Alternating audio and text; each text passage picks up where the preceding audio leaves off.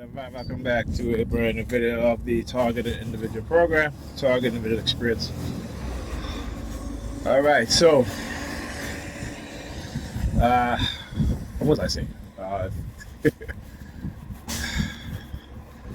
Um, right, so they were, the targeting the whole, with the helicopters and shit like that. As soon as I got over there, also, the noise campaign, the constant noise campaign. Again, this has been ongoing for decades, okay? Now, when I talk about these things, people don't want to listen. They'll say, oh, why would the government do this to you and blah, blah, blah, and all this stuff. That is our mindset.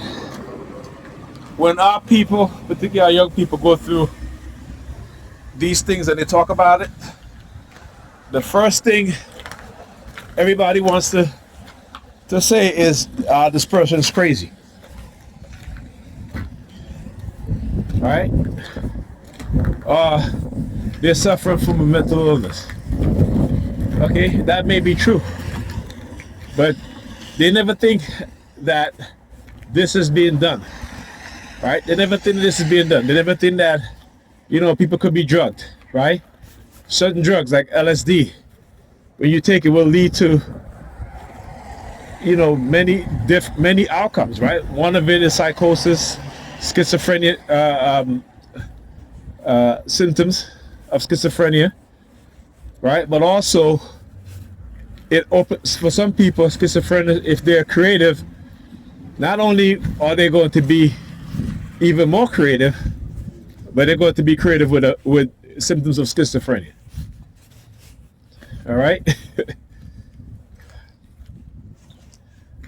And so people don't want to understand that there are people out there, particularly within the Predator Police Department.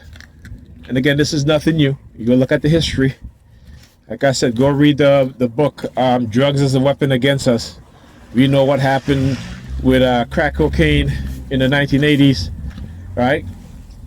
We know the U.S. government was not only involved but complicit in allowing drugs to flow into the black community. Right? We know that the CIA had connections with Colombians who they created drug lords, who they paid to produce cocaine. So it was the CIA that created the drug kingpins in South America as well as in Asia, right? It was the American government that had masses of Chinese people addicted to opium. The British, I should say, not the United States, the British Empire, my mistake. Okay, I can't blame the US CIA for that one. That was the British Empire. Right? So Europeans have always had a history of using certain things to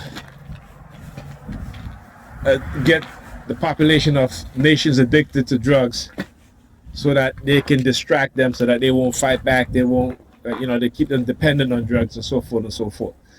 They keep, employing the same tactics, the same methods over and over again. And it's because we don't know history, we tend to not even want to recognize these things, and we can't recognize it, right? We're conditioned to ignore these things. We're conditioned to, say, well, these things don't happen when we know they do. Again, go look at the report, what's the book? Fort Bragg. It talks about the U.S. Special Forces soldiers who are some of the biggest drug kingpins, biggest drug dealers. All right? So again, we're not saying this to say it, okay? We're just trying to make people understand and have a more conscious awareness of what is going on. So while, they're talking about Venezuela and all this shit, this is all a facade, a farce. They want the oil in Venezuela. That's what it is. The U.S., these oligarchs, right? They want the oil, okay? If you're fighting against, if you talk about law and order and the war on drugs, then why are you pardon one of the biggest drug kingpin, right? Why? Okay, here at your fecal department. So people need to look at these things and understand exactly what's going on, right? and know that these things are true. All right, and the proof is out there. Proof is out there, and for those of us, we'll continue to speak the truth because it is what we do. Because what they've done to us have awakened our consciousness. All right, so much that we understand that this is a grave crime against humanity. What it is that they do, right? When they develop weapons using the radio and microwave frequency to manipulate people, right? We're trying to spare future generations of these attacks. But people need to understand and need to listen, right? And they mask it. They will mask it on the law and order, national security, but we know that's a lie. How do we know that's a lie? Because the history. Whenever they talk about law and order and they bringing in this to help solve crime, you know that's a lie. You know that's a lie. Because the majority of crimes that are committed in this country, when you think about it, who is the one that's really supplying the guns, supplying the drugs, and so forth? You look at the banks, some of the biggest drug money launderers, right? Without that drug money during the 2008 financial crash, it would have totally taken on the market if they didn't have that laundered drug money. So don't be fooled. Don't be fooled by what they say. Right? Don't be fooled by what they're saying. U.S. banks have paid billions of dollars in fines for laundering hundreds of billions of dollars. So what's $2 to $3 billion when you've helped launder over $500 billion? You know what I'm saying? Or even $1 trillion. Right? Come on now. Wake up. Open up your eyes.